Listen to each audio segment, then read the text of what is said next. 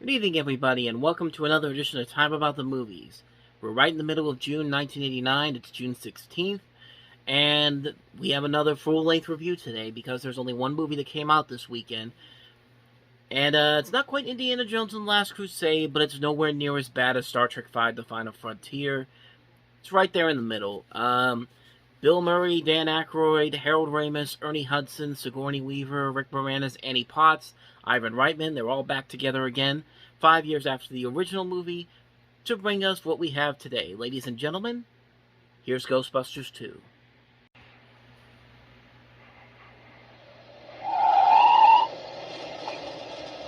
At the stroke of midnight, on New Year's Eve of the last decade of the 20th century,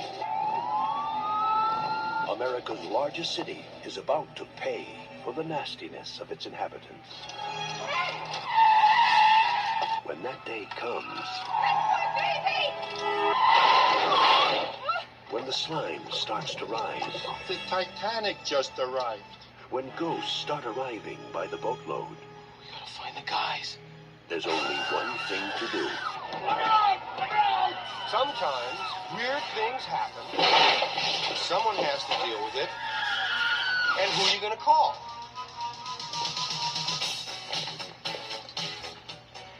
Let's suck in the cuts, guys, with the Ghostbusters.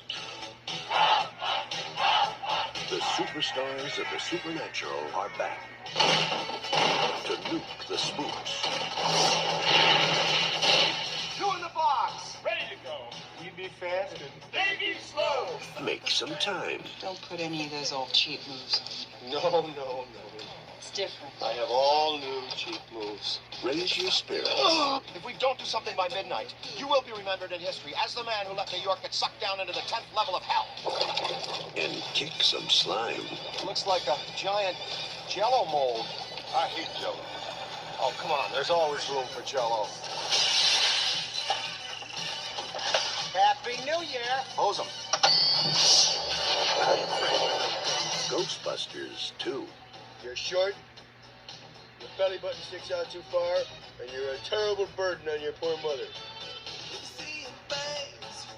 Bill Murray, Dan Aykroyd, Sigourney Weaver, Harold Ramis, Rick Moranis, and Ernie Hudson in an Ivan Reitman film.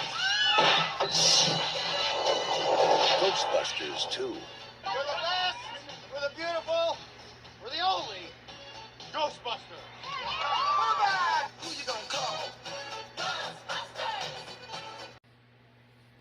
Yes, Ghostbusters 2, coming out 5 years after the first movie did. And the first Ghostbusters movie, there's not really much more you could say about it that hasn't been said already. It's a comedy classic. It's one of the great achievements of the 80s. It's one of the funniest movies ever made. I mean, there's not really much more you could say about it. It's friggin' amazing. It's a great series. I mean, I love it. I mean, that's pretty much all I can say about it. But about that first movie that hasn't already been said already. But Ghostbusters 2 is it has an interesting history behind it because obviously it takes place 5 years after the first movie, and it takes place in between 5 years of the first movie.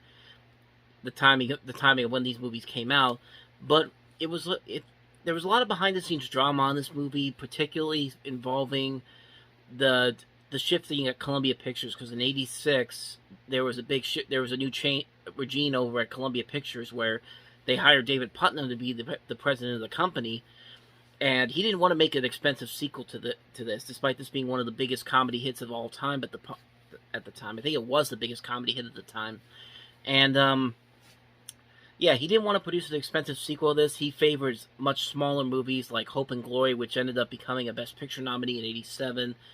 And then he was also behind some of the most notorious bombs of that decade, including the infamous Ishtar, Bloodhounds of Broadway, that kind of stuff. Although he was behind The Last Emperor, which went on to become a big hit critically and financially, and actually won Best Picture in '87.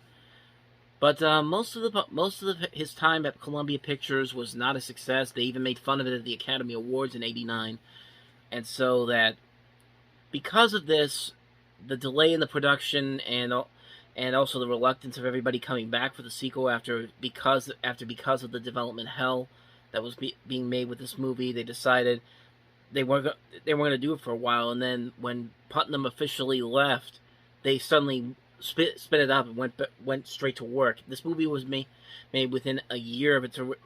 This movie was eventually filmed within a year before it actually came out, which it even also had a shorter schedule compared to the first movie, which also was worked on for about a year. So, yeah, there's a lot of things. There's a lot of interesting little theories and situations that happen behind the scenes of this movie. I can't go into it completely right now because I want to get into the movie itself, but it's definitely out there. Look up David Putnam, look up the Ghostbusters II production history, and you can see a lot of the issues there.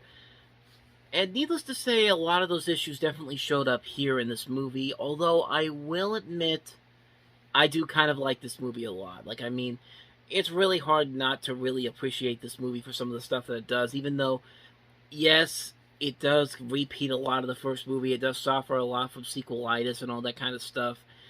And, but at the same time, though, unlike the Police Academy movies where it's just like, we're going to keep doing the same stuff, even if it's not going to be funny, there is stuff in here that there is at least effort put into it. There is at least effort put into this movie with the stuff that they do try to do here. It doesn't work all the time. There are definitely moments where it feels forced and feels kind of but yeah, I overall really enjoy this movie. I think because you had the combination of what was going on with David Putnam, the production problems behind the scenes, and then of course you had a writer's strike to deal with during the making of this movie, you really didn't have a whole lot of time to get this magic again that you had with the first movie. So obviously there was a lot at stake here because, like I said, this is the biggest comedy that came out at that time. This was still about a year away before Home Alone would eventually break that record, and so there was a lot of hype. There was a lot of expectations about where they could go with this, and then this is the end result of it. And but yeah, like I said, it's definitely a movie that suffers a lot from sequelitis. But there are things about it that I do really like about it. I do like that the camaraderie is still there. Like the cast is still very good together in this movie. Like Dan Aykroyd, Murray, Harold Ramis, Ernie Hudson. They're still great together. They have a lot of fun moments in this movie. And Sigourney Weaver's also very good. Rick Moranis, Annie Potts. I like some of the new additions they have in here. Peter McNichol, Kurt Fuller, Max von Sydow doing the voice of Vigo the Carpathian. And but I'm not gonna lie. There's a lot of problems with the movie. There are definitely a lot of problems with the movie, particularly in the script and sort of the pacing of the movie. I think Nostalgia Critic, when he did Ghostbusters 2, he made a good point about some of the things that he would have changed about this movie in order to make it work a little bit better than it actually does. Let's really look at something here. A big, big problem that could have been fixed. I know I go on and on about things wrong with movies, but let's look at one of the biggest solutions this film could have had. What if the movie started with the court case? Oh, not the stupid trip and there's a power outage case. I mean the other court case they talked about. Them getting sued for the damages caused by Stay Puft. Think about it. There'd be no more Ghost because Gozer was gone, so they'd still be down on their luck when being sued. Even Winston could be there with them. In fact, them saying their other jobs might actually be funnier than seeing them. What's your occupation? I host the public access show World of the Psychic. What's your occupation? I measure anger by giving and taking away puppies. What's your occupation? Birthday parties. Birthday parties. That surprisingly would have been funnier. It could even take place 5 years later because they were forming the case around them. Hell, a lot of articles nowadays point out that Walter Peck was actually right about how friggin' illegal their operation was. In fact, have him there. He can be a witness or even the prosecution. That way you wouldn't need Watered Peck to hate him for no reason because his hatred is already justified. Just as they're about to be found guilty, the other two ghosts pop up. But wait, Gozer is gone. Where did these two come from? Suddenly there's a mystery. The same thing happens. The judge receives the order, Winston is with them to bust the ghosts, and maybe 7 minutes in, this is our intro. For the beautiful, for the only Ghostbusters. Over a half an hour of bullshit filler gone. And how cool of an introduction would that be? When Janine answers the phone saying, Yes, we're back. the other end wouldn't be going, what the hell friggin' took ya? And the rest, you can still kind of do a similar thing. Follow up with Oscar's carriage being possessed, only this time it's Peter and Dana's baby. You don't have to redo the romance. In fact, the intensity is up because it's both their kid now. Adding a new element to their characters and taking their relationship to the next step. Maybe Dana is like, screw this, no ghost is taking my kid, I'm becoming a goddamn Ghostbuster. If newcomer Winston could do it, why not her? Then Tully and Janine could look after Oscar like they originally have, and we'd have Ripley as a goddamn Ghostbuster. Adding a great dynamic to the group rather than... Boy, this equipment's heavy. Oh yeah, that happens in this. That's so much time you can dedicate to more gadgets, more ghosts, more vehicles, more characters, more shit you can sell as toys that also make the film more interesting. New stuff furthering the story. There! I fixed the movie! Started at the courtroom. Started is have these nods and references to the first movie and then build this story up, but nope, the movie doesn't do that because it wants to pander down and it wants to water down these characters to the point where they have to learn from scratch all over again. Like I said, sequelitis. It has to start the process has to start all over again. It's just like, it makes no sense. It makes no sense to do it this way. Like, it's not bad the way they do it here, but you could have easily done what Nostalgia Critic said and just all of a sudden, boom, you'd have a much better movie to start off with. But, I mean, to the movie's credit, the courtroom scene is a ton of fun, and I like the scene where they're going after the Scoleri brothers in the courtroom is very well done. It has some great lines in there, great visuals as well. Even for a movie that doesn't have the same budget as the first movie does, it still works very well here. But yeah, that's a real missed opportunity that I think they could have done if they had just had more time to get the script more fine-tuned. But then again, you had 5 years to get the script fine-tuned, and this is the best you could do. But there's just so many elements here where it's just repeat the stuff from the first movie. We can't get Walter Peck back, but here, let's have Kurt Fuller play Diet Walter Peck, because that's pretty much what he is. Instead of having the Ghostbusters be sent to jail, let's send him to a mental institution, because, you know, first movie, why not? And it's just like, everything that happens in here is just stuff from the first movie over and over again, and it's just like, come on, man, you guys should be better at this. But like I said, to the movie's credit, though, it's not the worst I've ever seen it done. And it does still have a lot of good moments in there. Like, I still like those funny elements that they hit. The one-liners in here can still be very funny. The chemistry between everybody in the cast still works very well. The visuals are pretty nice for the most part. There are some moments where the CG is kind of a little outdated. Like, there's a part at the end where Lewis thinks he's spraying all the slime off the museum. And the slime just comes off of the building just like puzzle pieces, and it's just like, well, that doesn't look very good now. But the Statue of Liberty coming to life is actually pretty awesome. Like, I love the way that it moves in this. I love the way that they're able to use like a Nintendo controller to control this thing from getting it from the island to all the way into New York City.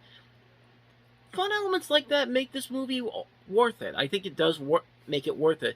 But then there are those plot lines that really don't make a whole lot of sense. The biggest one is like, there's like a big subplot where Ray is like so obsessed with the Vigo painting, and there's like 2 scenes in the movie where the Vigo painting and Ray share this little link between them, and you think, oh, what's this going to build up to at the end? And then at the end of the movie, it's just like, no, Vigo's just going to take over Ray's body for like 10 seconds, and then they throw the mood line on him, and it's just like, it's not even a non-factor. So what was the point of even doing that? I mean, what was the point of even having that scene in there if you really weren't going to do anything with it? I mean, like, little things like that really hurt the movie, but like I said, though, there are a lot of things about this movie that I do still really enjoy. I do really like the chemistry between everybody. I do like the action. I do like the comedy still works. I do like the fun factor they have here. It just definitely feels like it was watered down compared to the first movie, because the first movie still has moments in there that are still very intense and very nightmare fuelish. Like the scene where Dana's sitting in the chair and all the hands are just coming out to take him into the Goes of the Gazarian. It's just like, that's messed. I mean, that still messes with me. Even in Ghostbusters Afterlife, when they did that with the Harold Ramis character with Egon in the beginning, that still messed me up, and that's over almost 40 years old 40 years later after that. But I mean, yeah, that's my overall feeling on Ghostbusters 2. It's definitely a step down from the previous movie. I guess you could say it's probably the worst of the series, because I did like the 2016 Ghostbusters reboot. I know a lot of people don't like it, but I still enjoy it. Was it as good as was it that great? I won't say it was, but I still thought it was good enough. Like, I think a lot of people gave it too much flack because it was a female cast, and that movie definitely did the same thing that Ghostbusters 2 did, and basically just rehashed the first movie all over again, except with females in the lead roles instead of men. But then I think they turned it around this past year with Ghostbusters Afterlife, which is still my favorite movie from last year. It's a great movie that completely omits Ghostbusters 2 and Ghostbusters 2016 from the equation. It's a direct sequel to Ghostbusters. It has the original crew back, and it's just still a great movie. If you haven't seen Ghostbusters Afterlife yet, I highly recommend checking it out. It's the second best movie in the series for me. This would probably be the worst of the series, but at the same time, I don't think there's one really bad movie in this series, to be honest with you. Yeah, so that's my thoughts on Ghostbusters 2. Definitely a step down from the first movie, but it's still fun. It still has those elements that still make it worth it. Anytime it comes on TV, I definitely stop and watch it. It's definitely worth it. I say if you love you could still enjoy Ghostbusters 2, even though it's definitely a step down from the first movie, but you could still enjoy just like you could enjoy something like Men in Black 2, which is pretty much the same thing as Ghostbusters 2. It's just a step down, a watered down version of the original Men in Black, but still has some moments in there that are worth it. So that's my full thoughts on Ghostbusters 2. Good movie. Definitely not better than the first movie. It's definitely a step down from the previous movie, but it's still fun enough to watch, and I still definitely recommend checking it out. And on that note, we're going to wrap up another edition of Time About the Movies here. Next time around, we go to June 23rd. 2 movies come out this weekend. 2 very significant movies. One is more significant than the other. Of course, that's Batman, Tim Burton's Batman with Michael Keaton and Jack Nicholson. And just when you think no movie could come out to try to even combat with that, Disney said, yeah, we're going to put Honey, I Shrunk the Kids there, and we'll see what happens. And the end result is, I'd say it worked in their favor. We'll definitely delve into those, Batman and Honey, I Shrunk the Kids, next time around. Tomorrow is a new Movie Stop episode. I still haven't figured out what I'm going to do just yet, but there will be a new Movie Stop episode tomorrow, so definitely check that out here on the channel. And I'll be back here on Sunday with another Time About the Movie. So thank you guys for watching this episode. If you like what you see here and you want to see more episodes like this, go hit the playlist on the next page. Check out the previous episode I did, which is a review of Star Trek V, The Final Frontier. And I'll see you guys Sunday for the latest edition of Time About the Movie. So thank you guys for watching. Until then, take care.